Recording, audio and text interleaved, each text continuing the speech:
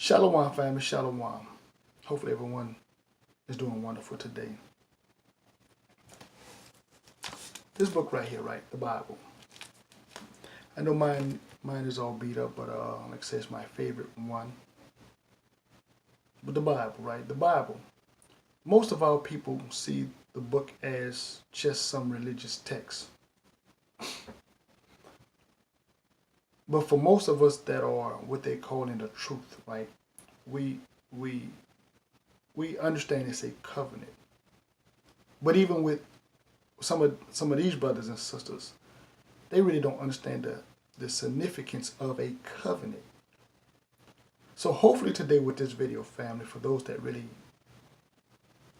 can't see it, hopefully I can give some more insight on how important to understand what's been said is.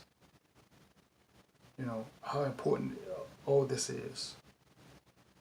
But let me say this before I get into this, family. This is not legal advice. I do not offer legal advice. If you're seeking legal advice, find yourself an attorney. This is just information. What you choose to do with it is what you choose to do with it.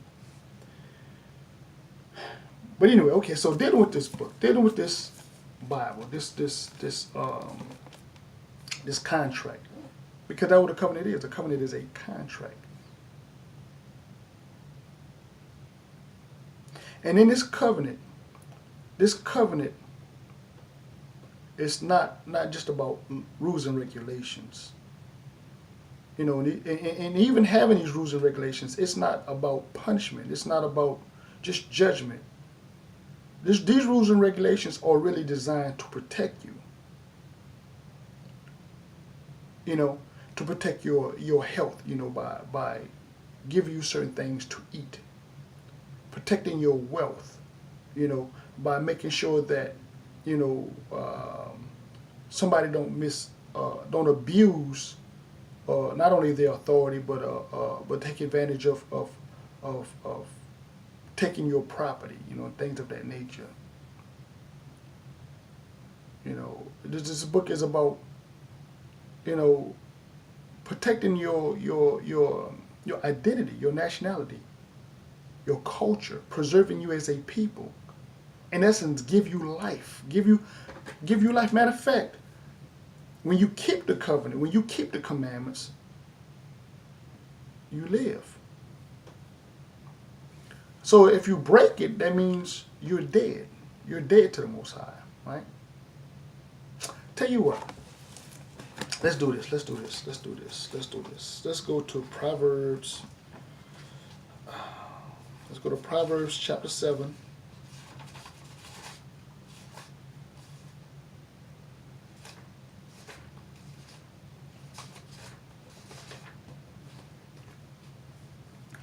Proverbs chapter 7, verse 2. Keep my commandments and live, and my law as the apple of thine eye. Keep my covenant and live.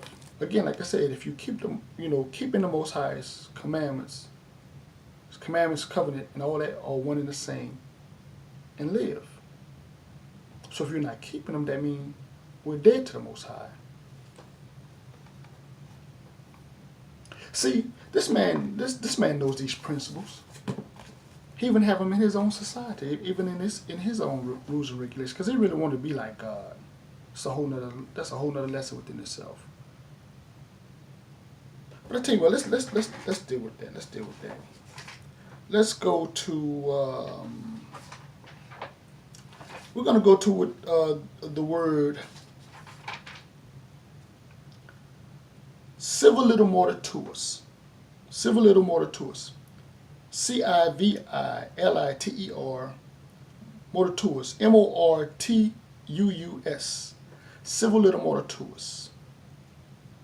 Civilly dead. Civilly dead, right? Dead in the view of the law. The Most High say, keep my commandments and live. So if you don't keep the commandments, then you're not living. See, a lot of these pastors in these mega churches tell you, well, if you keep the law, you're committing sin. And a lot of our people fall for that garbage. Anyway, let's read further. Dead in the view of the law. The condition now, I want you to get this. The condition of one who has lost his civil rights and capacity and is accounted dead in law. One who lost his civil rights. Didn't our ancestors have a civil rights movement? Civil rights movement. So we were dead in the view of the eyes of these people's law. You see the principles they get?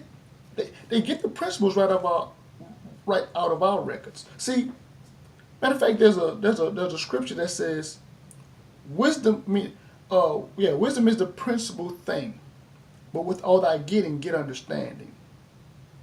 See, we get a lot of wisdom, but we don't even get no understanding. We get a lot of wisdom, but we don't get a lot of understanding. See, this is the principal thing, right? See, this man has taken our records and built up his whole society. That's why when the children of Israel, every time the children of Israel failed, it's because, mainly because they wanted to be like the other nations. They wanted to follow just like the other nations. Instead of being separate. Being separate. See, this is why it was very important for this man to have you assimilate into his culture. So he can keep you from your covenant. And then as he built up his society, he built up his society off your ignorance, off your labor. I mean, I hope y'all are getting this. Let's deal with the word covenant, because I keep saying that. Let's go back to covenant. Let's go back to covenant. Covenant. An agreement, convention, or promise of two or more parties by deed in writing, signed and delivered, by which either of the parties pledge himself to the other that something is either done, or shall be done, or shall not be done, or stipulates of the truth of a certain fact.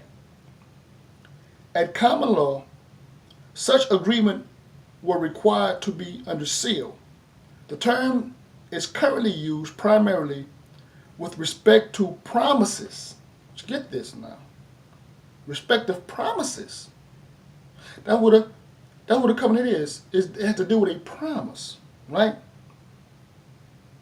In conveyance or other instruments related to real estate.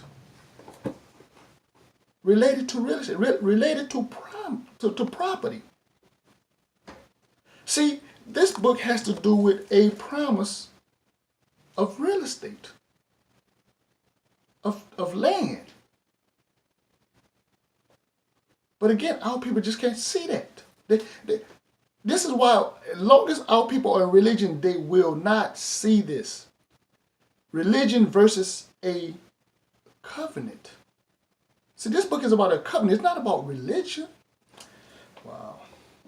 Let's do this here, family. Let's go to Romans. Let's go to Romans. Let's go to Romans chapter 9. Verse 3. I could wish for that myself were accursed for Christ, for my brethren, for my kinsmen according to the flesh, who are Israelites, to whom pertaineth the adoption and the glory and the covenants, right? And the giving of the law and the service of God and the promises. Again, that's what a covenant is. A covenant has to do with a promise dealing with real estate. Did not the Most High promise the children of Israel the land? Let me read this right fast, family. I'm staying in Romans chapter. We're going to go to chapter 15. Verse 4. For whatsoever things were written aforetime were written for our learning, that we through patience and comfort of the scriptures might have hope. See, these things were written for our learning. But we're not studying what a covenant is. We're not studying our culture. We're not studying why the children of Israel fell. We're in religion. And we just missing it. Wow. Tell you what, family, let's do this. Let's go to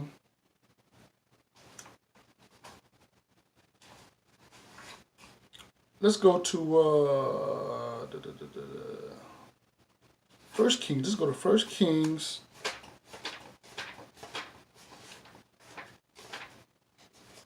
Chapter 8, verse 46. If they sin against thee, for there is no man that sinneth not, and thou be angry with them, and deliver them to the enemy, so that they carry them away captive into the land,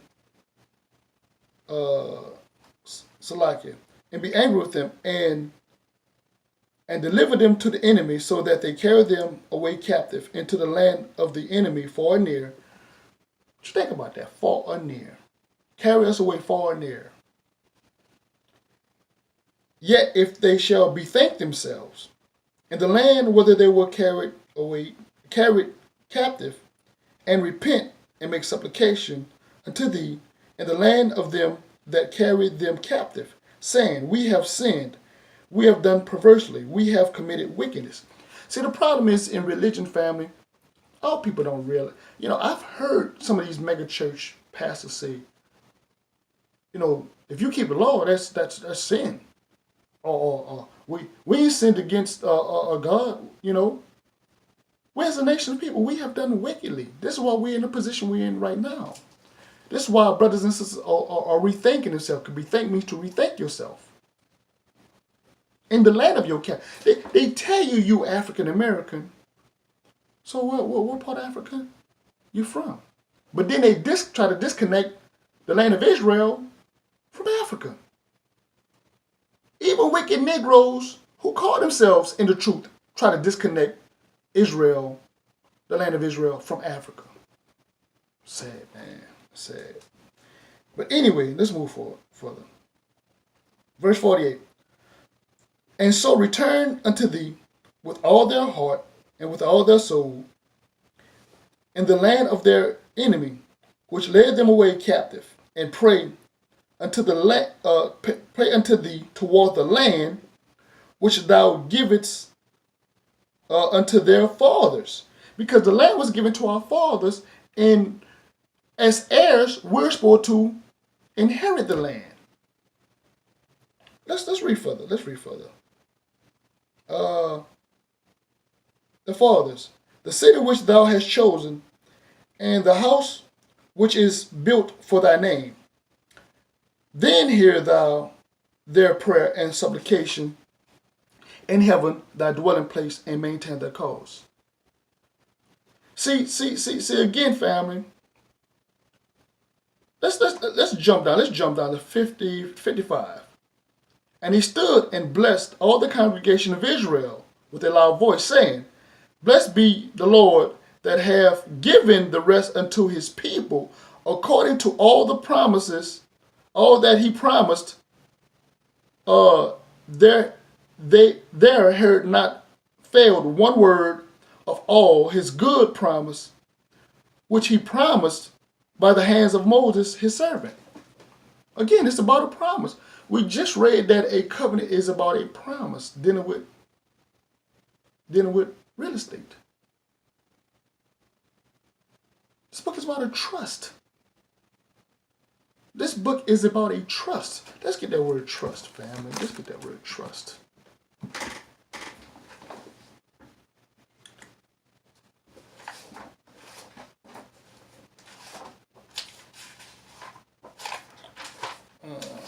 Okay.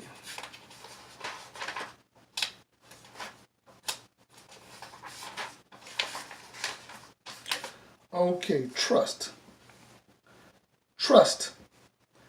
A right of property, real or personal, held by one party for the benefit of another.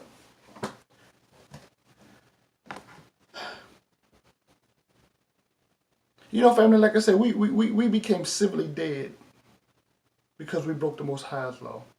This man created a law governed off the principles of our records.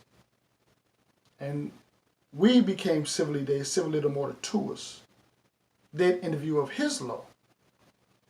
He got the principles out of our book. You know, the sad thing about it, family, is looking at our contract, right? Again, like I said, just trying to draw the strong contrast. I mean, if you can see it. The Roman Empire was the last major empire in our records. The last major empire in our records. I'll tell you what, I'm trying to make this make sense, fam. I mean, again, it may be just something I see. Again, like I said, this is just what I see. Let's go back to Romans 15. Romans 15. For whatsoever things were written for our aforetime were written for our learning, that we, through patience and comfort of the scriptures, might have hope. So reading this information is for our learning.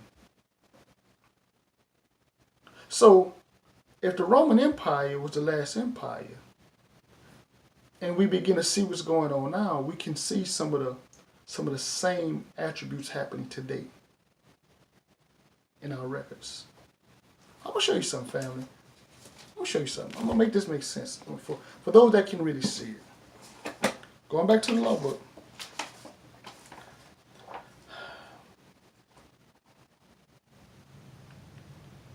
Going back to the law book, right?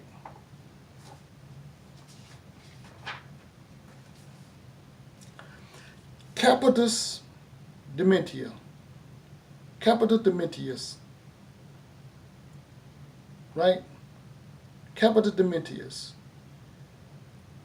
In Roman civil, in Salakia, in the civil law, one who has suffered Capitus Dementius, one who lost status or legal attributes. Capitus, let me spell it for you. Capite Dementius. Mentius. Capite Mentius. Minutus. In the civil law, one who has suffered Capitus Dementio, one who lost status or legal attributes. So let's get Capitus Dementio. Capitis Diminutio.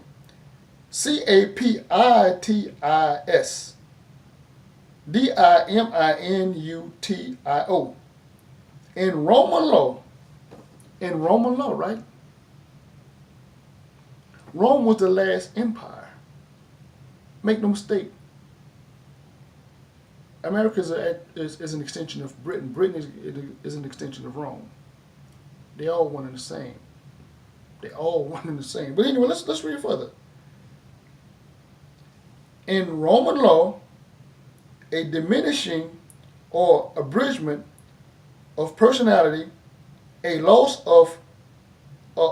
or curtailment of a man's status or aggregate of legal attributes and qualification. You probably say, well, make this make sense to me. Let's make this make sense. A certain way your name is spelled or written actually tells what your status is. The way your name is spelled, because you're under a spell. The way your name is spelled, because you're under a spell,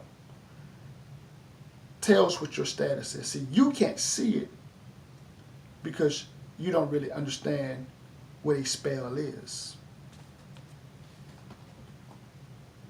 See, when your name appears, the first letter capital, right, in your first name, and the rest of it lowercase, and your last name, the first letter is capital, all the other letters are lowercase, you have lost little of your status. Let's get that right fast. Capitis dementia minima, the lowest or least comprehensive degree of loss of status. This occurs when a man's family relation alone has changed. It happens upon a irrigation of a person who had been his own master. But when your name appears in all capital letters, when your name appears in all capital letters, let's get that. Capita Dominus Maximus, the highest or most comprehensive loss of status. This occurs when a man's condition was changed from one of freedom to one of bondage. When he became a slave, it swept away with it all rights of citizenship and all family rights. That's why they tell you you're not a citizen. This is why they tell you you're not a citizen. Again, they tell us this right in front of our face, but we don't even understand because we're so stuck in religion, we're not realizing this book is a law book. And he derived his laws out of our records.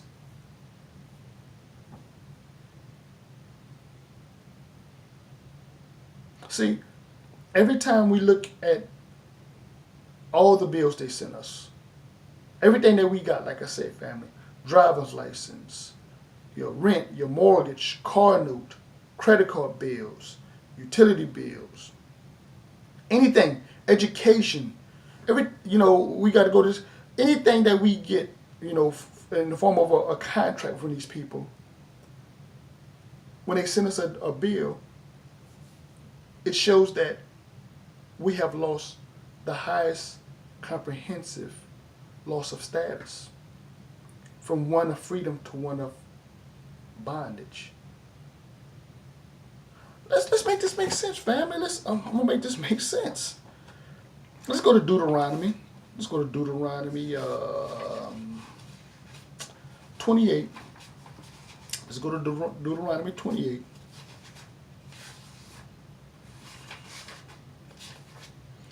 And let's go to verse 48. Deuteronomy 28:48. Therefore shall thou serve thy enemies, which the Lord shall send against thee, in hunger and in thirst and in nakedness and in want of all things. And he shall put a yoke of iron upon thy neck until he have destroyed thee.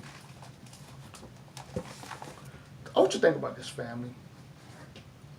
These people take an animal out of the wilderness, because that's what they treated our ancestors like an animal, man. They wouldn't even treat our ancestors like humans. Even the term human, if you understand it, that's a whole nother. Let me move on. But they took our ancestors like animals. They would take an animal and put an animal in a cage, starve this animal, beat this animal, put a chain on this animal. Then, right before the point of death, they would give this animal nutriment, food, water, anything they need to survive, to befriend this animal. So this animal depends on the captive, the one that enslaved it, the one that put it in captivity. Same thing they did to our people. Put chains on them, put them in cages, beat them to the point where they were almost starved to death. And then give them food, water, clothing, shelter. Now you depend on your slave master, on your captive. It's the same principle. So now that the chains are off our neck, now we go to him willingly. We go to him willingly and we contract our status away, our freedom away. I mean, this is what I see. I mean, you might not see that, but this is what I see. So when we receive this information, we're agreeing that we are slaves. We're agreeing that this is why we have to understand when we deal with these people, we have to let them know that, nah, you know, for time's sake, family, I'm gonna have to do a part two. I'm gonna go ahead and cut this here, family, because again, I'm gonna have to make a part two. But again, family, this is it's just amazing. Again, this is what I see. You may not see this. So again, family, I'm gonna go ahead and cut it there, and I'll just have to do a part two later. With that being said, peace, love, Shalom.